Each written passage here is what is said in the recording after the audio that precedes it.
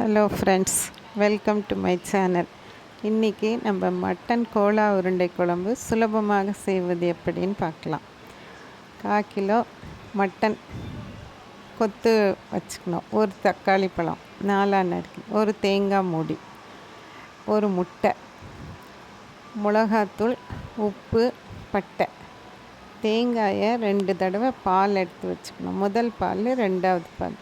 அதுக்கப்புறமா ஒரு மிக்ஸி ஜாரில் இஞ்சி பூண்டு, மிளகாய், தனியா, பட்டை, கிராம்பு, ஏலக்காய், மிளகு, சீரகம், சோம்பு இது எல்லாத்தையும் ஒன்றா கலந்து ஒரு பேஸ்ட்டாக அரைச்சி வச்சுக்கணும்.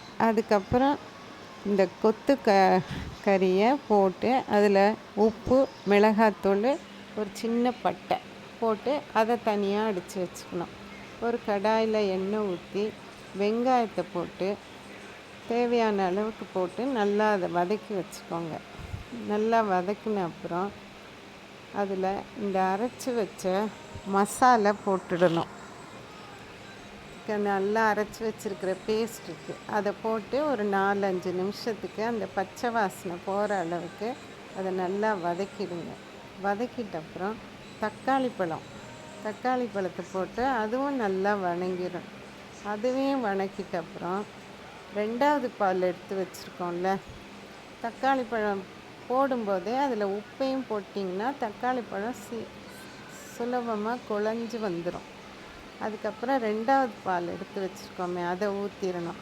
இந்த 2வது பால் ஊற்றும் போதே முட்டையை உடைச்சி அதில் இருக்கிற மஞ்சக்கருவை தனியாக எடுத்துட்டு வெள்ளைக்கருவை இந்த கைமாவை அரைச்சி வச்சுருக்கோம்ல அதில் போட்டு வெங்காயம் பொடிசையும் போட்டு இது எல்லாத்தையும் நல்லா கலந்துட்டு அந்த கொதிக்கிற அந்த குழம்புல சின்ன சின்ன உருண்டையாக இதை போட்டுக்கோங்க.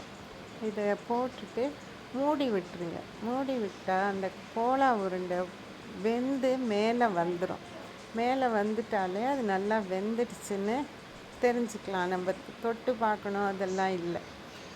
வந்துட்ட அப்புறம் முதல் பால் எடுத்து வச்சுருக்கோம்ல அதை நல்லபடியாக ஊற்றிட்டு உடனே மூடிடுங்க. கொதிக்க வேண்டாம். அது அப்படியே மூடிட்டால் மட்டன் கோலா உருண்டை குழம்பு சுவையாக ரெடி ஆகிடும்.